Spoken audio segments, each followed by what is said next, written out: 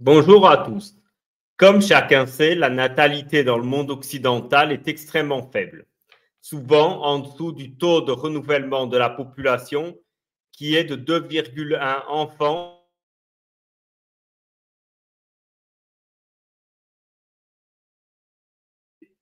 Certaines, ce sont des explications foireuses, d'autres sont valables. Dans un premier temps, je vais faire la liste des explications qui, selon moi, sont foireuses.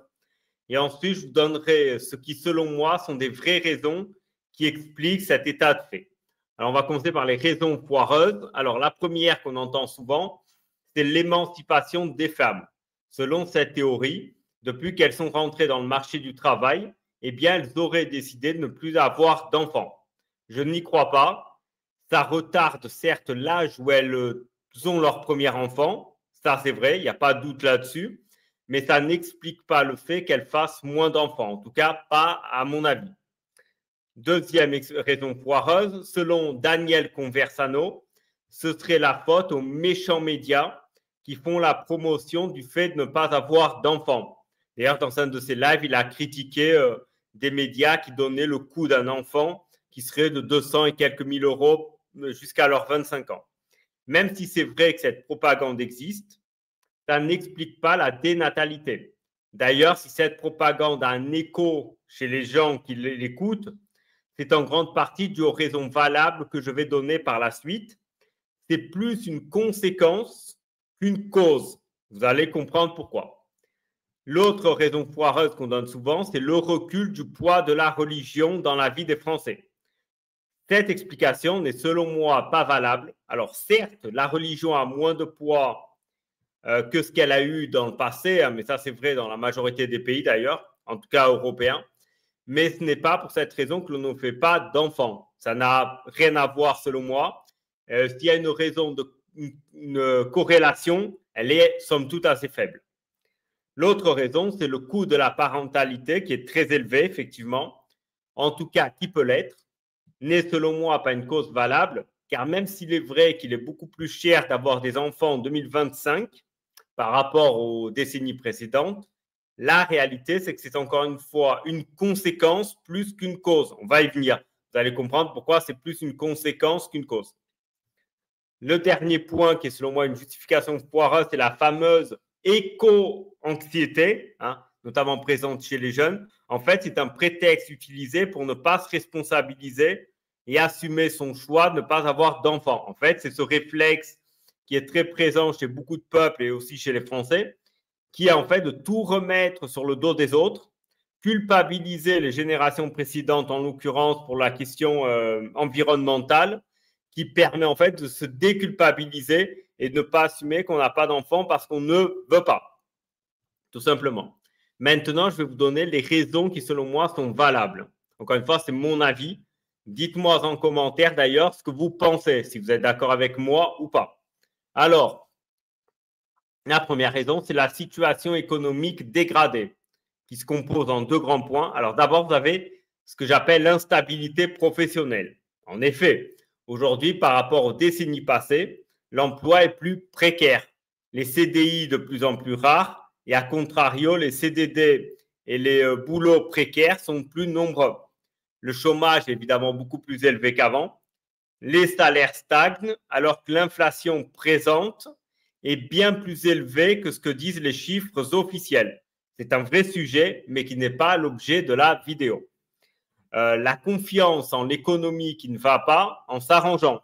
En réalité, la confiance dans l'économie est de pire en pire. Et quand vous n'avez pas confiance dans l'économie, donc dans l'avenir, eh bien, vous avez du mal à vous projeter dans le fait de faire des enfants. L'autre raison dans la situation économique dégradée, c'est l'immobilier, qui est effectivement de plus en plus cher et inaccessible, qui est d'ailleurs voulu par nos élites pour leur enrichissement, pas culturel, leur enrichissement personnel, évidemment.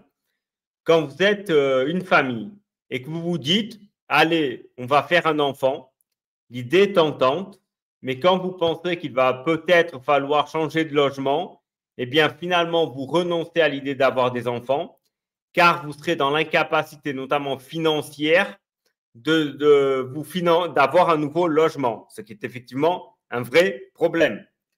Évidemment, une autre raison qui explique, qui est valable selon moi et qui explique la dénatalité, c'est le manque d'une vraie politique de natalité. Attention, une politique de natalité, selon moi, ce n'est pas verser des aides sociales. Hein, si vous le faites, la seule conséquence in fine, c'est que vous ferez en sorte que certaines communautés que l'on ne nommera pas fassent encore plus d'enfants.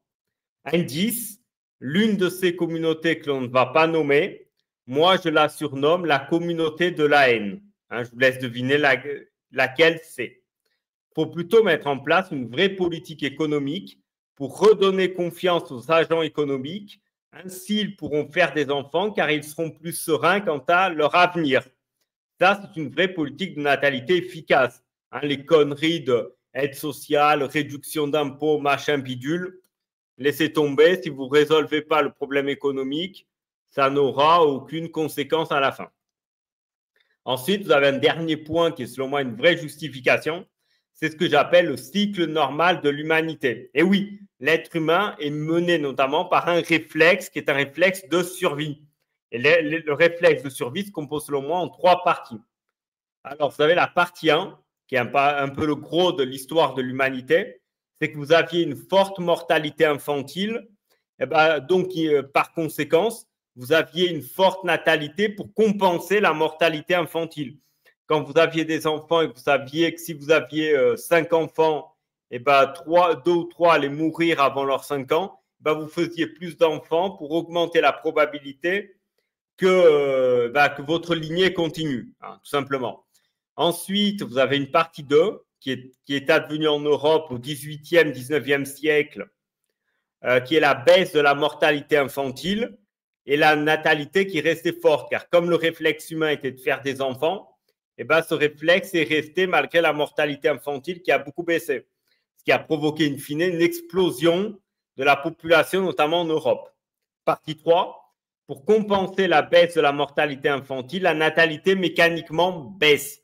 C'est-à-dire que les femmes, voyant que la mortalité infantile baisse, elles se disent on n'a plus besoin de faire autant d'enfants pour faire continuer notre lignée. Voilà.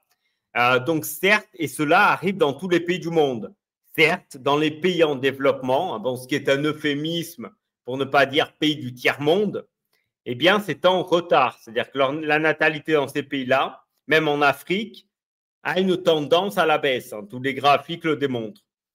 Pourquoi ? Parce que la baisse de la mortalité infantile dans ces pays est plus récente.